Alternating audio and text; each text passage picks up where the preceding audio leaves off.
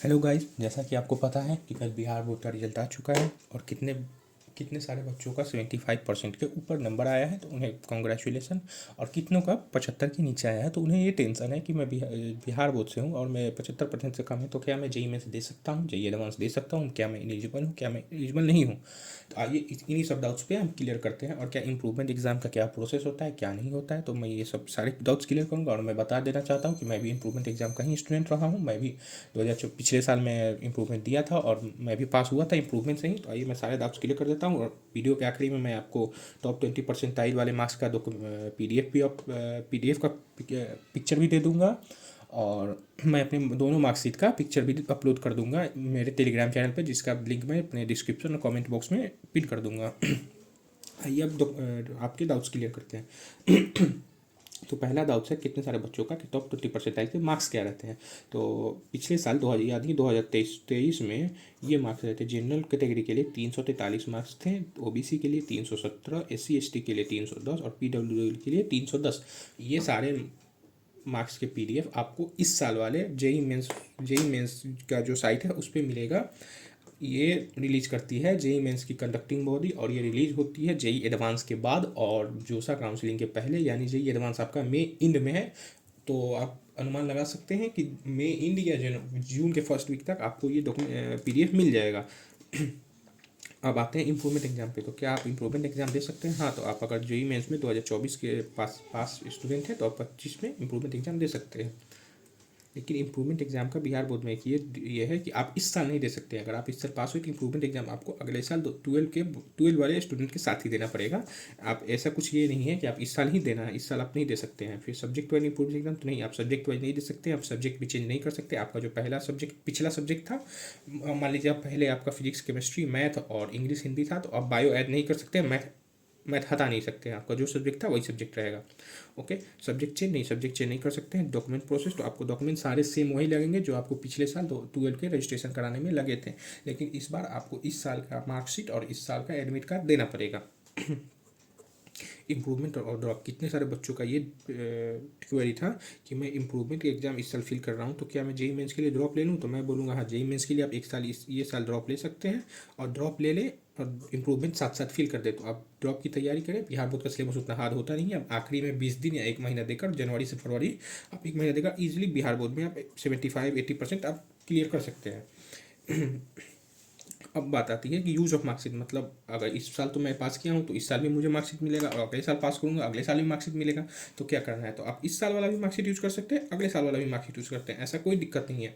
आप इस साल वाला मार्कशीट आता है तो इस साल वाला भी यूज कर सकते हैं, अगले साल वाला भी यूज कर सकते हैं। लेकिन हाँ, आप दोनों एक साथ यूज नहीं कर सकते। अगर आप 2024 का यूज कर लिए तो आप 2024 का ही जिंदगी भर यूज करेंगे, आप 25 यूज करें तो 25 का ही यूज करेंगे, दोनों साथ यूज करेंगे, आपको ही दिक्कत होगी।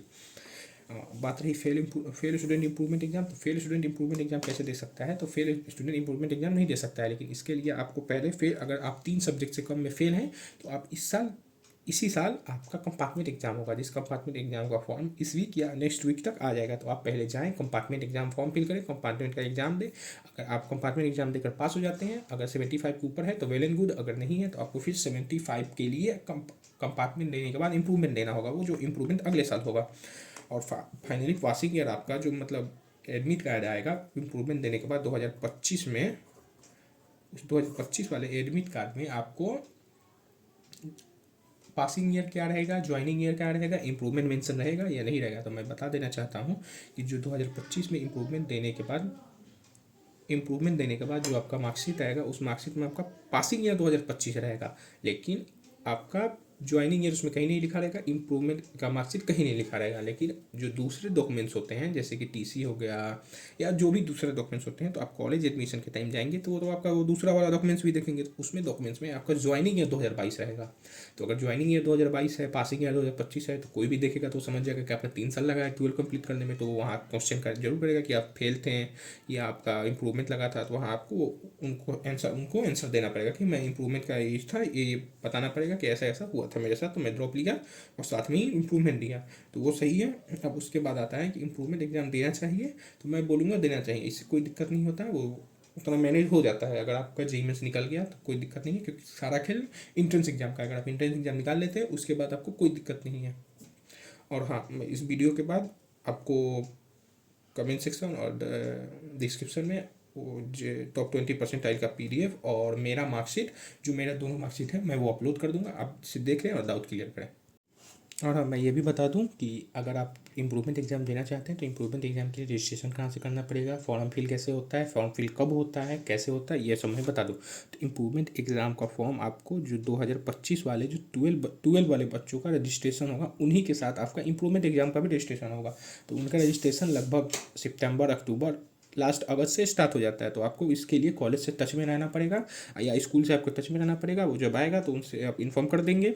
उसके बाद जो आप जाइए और आप जाकर इम्प्रूव उनसे बोलिएगा कि मुझे पिछले साल मेरा नंबर कम था, मुझे इम्प्रूवमेंट एग्ज़ाम देना होता है। हाँ, बिहार बोर्ड वाले उस चीज़ को इम्प्रूवमेंट नहीं बोलते हैं, उसके लिए कुछ और टर्म यूज़ करते हैं, वो मुझे अभी याद नहीं आ रहा है। अगर याद आता है तो मैं कमेंट में डाल दूंगा। तो आप जाइएगा, ऐसे बोलिएगा आपकी मैं पिछले साल कम नंबर था, मैं उस नंबर को बढ़ाना चाहता हूँ, मैं फेल नहीं था, मैं नंबर बढ़वाना चाहता हूँ, फिर से एग्ज़ाम देना चाहता हूँ। तो वो लोग दे देंगे आपको, फॉर्म दे देंगे। आप फॉर्म फिल कर दीजिएगा। फॉर्म में कुछ नहीं करना होता है, जैसे आप पिछले साल 12 के लिए फॉर्म फिल किए थे वैसे ही आपको इस साल भी फॉर्म फिल करना होगा। इसमें कोई दिक्कत नहीं होता है। हाँ, आपको इस साल का मार्कशीट ले जाना पड़ेगा, इस साल का एडमिट कार्ड यूज कर लेना पड़ेगा, क्योंकि वो सेम रजिस्ट्रेशन नंबर से ही करते हैं। और